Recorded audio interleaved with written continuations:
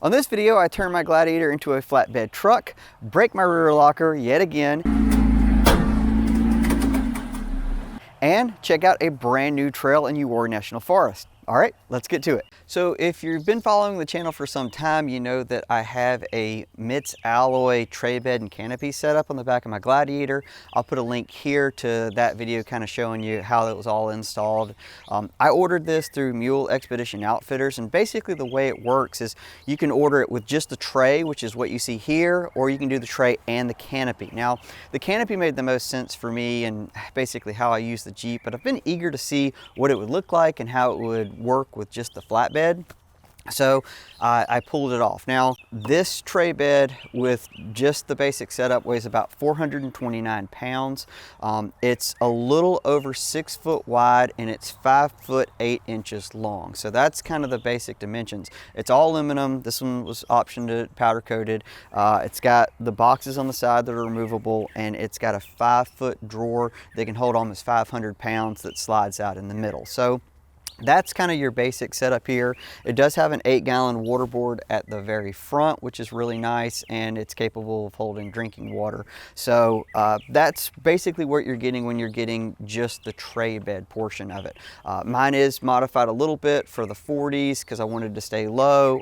The fenders were built by Ujoint Off-Road, but you can get these things for 40s and all that good stuff directly from MITS Alloy and Mule Expedition Outfitters, which is one of their USA reps that kind of sell this stuff. So that's sort of the basics. In terms of the canopy setup, taking it off, it only bolts to the tray bed by 4 bolts. So it's pretty easy in that regard. And they actually put canopy jack holes, I guess we'll call them, on the side. So you can slide some pipe in, or you can buy canopy jacks to raise it off. This thing's pretty tall. So the way, my original plan was to basically put the pipes in the side. Just went to Lowe's and got some basic steel pipe, and I was going to use a 2-post lift to raise it off, set it on a trailer, and drive it home. I ended up going over to my dad's. He had one of his friends there that had a lift. They were doing some work on the house, and he's like, man, this bucket can hold more than what that canopy is. I can just basically go over it, put some straps on it, we can lift it right off. So I was like, all right, let's try that. And so that's what I did.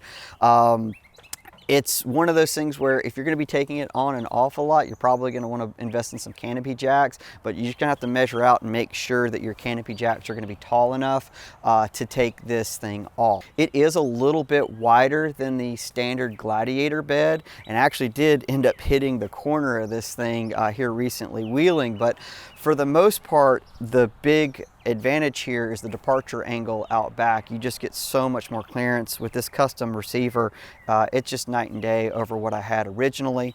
The big thing to note here is it's a pretty big weight disparity between having the canopy and not. I've got these Dobinson's 440 to 660 3-inch lift springs, and when I removed the canopy, the Jeep went up about 1 3/4 inches. So that's not terrible. I didn't really have to do any suspension adjustment. I haven't messed with the pinion or anything else like that. I did dial back the compression adjusters for my Fox 3.0 shocks, and that's all I really needed to do. For the latest wheeling trip I did put my spare on the back. Tire weighs about 111 pounds. It's a 40 by 1350 Nitto trail grappler, and the wheel's about 30 pounds. I think it's a 17 by 8.5 trail ready beadlock. So put a little weight back there. I typically keep that 8-gallon water board full this time of year. Really, a lot of times it helps with the weight of not having the canopy on the back, and it's super functional for just cleaning stuff all the time, and the kids like it for going out to the beach and stuff. So that's been really good. The big thing to note here is if you're kind of thinking about doing a flatbed or thinking like what's the advantages of this beyond wheeling, one of the things that I looked at originally when I was looking at a bed conversion were 4-wheel campers. They actually make a flatbed camper setup that bolts onto flatbeds, and so I thought, man, that would be kind of cool one day just to be able to unbolt a camper setup on the back of this thing. So my kids are still a little young for that, for those kind of longer adventures, so that might be later down the road, and it's a huge investment. Those things start at like 32 grand, so you really got to be pretty dedicated to do it. In terms of wheeling and drivability, I like it. I think it makes the Jeep look a lot different. It's not as functional as having the canopy on here, especially when I've got my 2 kids, my wife, we're trying to go somewhere, go wheel. It's the same problem with the regular Gladiator bed. You just don't have enough space for everything, in my opinion, for what I like to do. Now, that being said, you can outfit it with, I can put the coolers in the back and my EcoFlow chargers and stuff, so it can make it work. It just gets, in my opinion, a little bit messier, so I like the canopy. If I'm just gonna take, like when I recently went up to Uwharrie to check out that new trail, I just had my daughter with me, and so we set this thing up for just 2 people, and it was great. Just had the spare in the back. I put all my tools and air compressor stuff that I needed in this center drawer.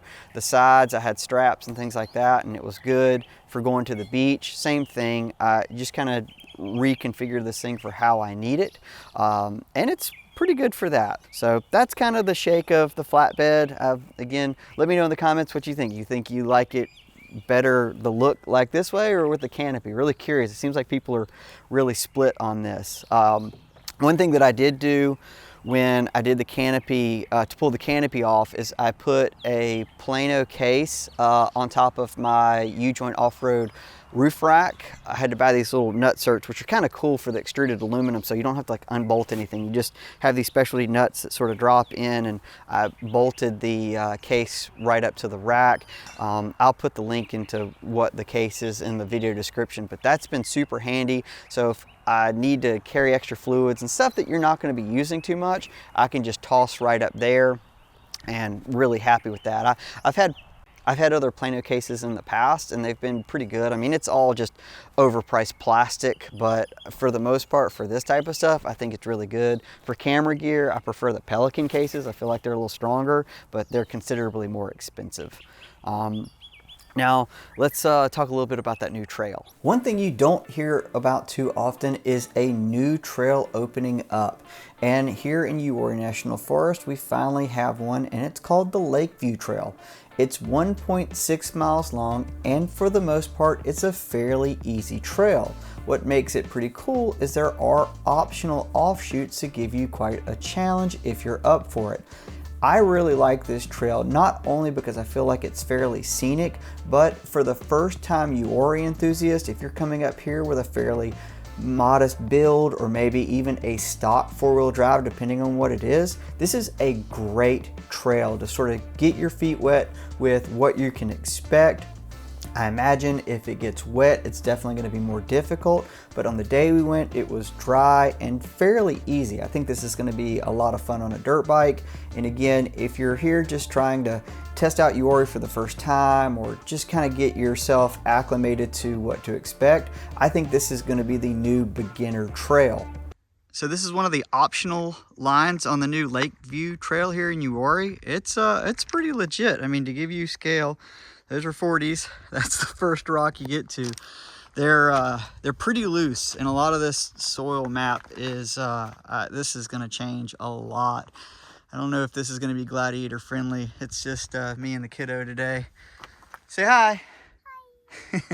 So I don't think I'm going to wrestle this. This is one of those times where I wish she was a little bit bigger so I could just spot her through this. But this looks like it's going to be the easier line. That we'll call like my S10 line.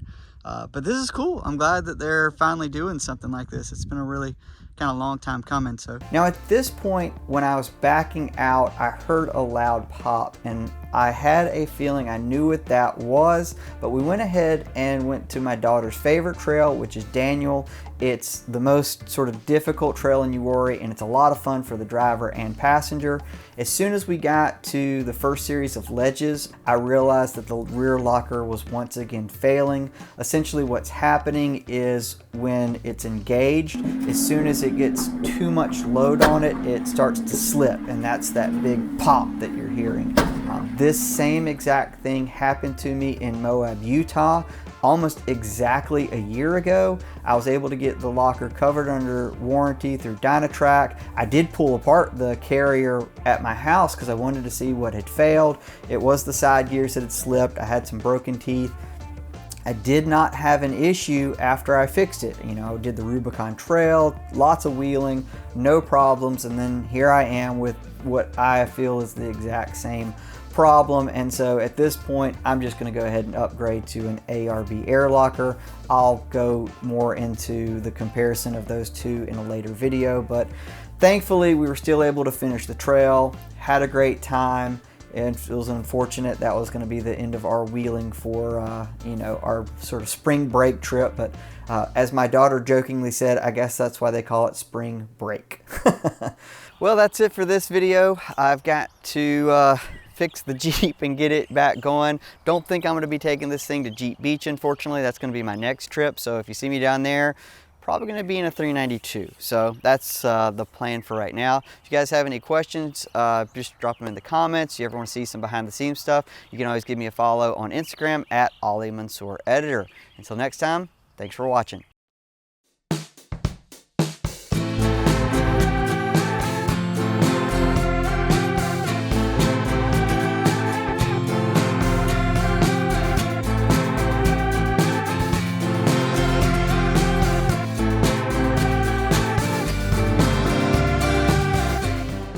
Thanks for sticking around to the end. Hopefully you enjoyed this video, and if you did, please consider subscribing to the Driving Line channel. Our goal is to excite, entertain, and educate you on all things automotive. So if you want to come be part of our journey, please hit that subscribe button, and we hope to see you on the next video. Take care.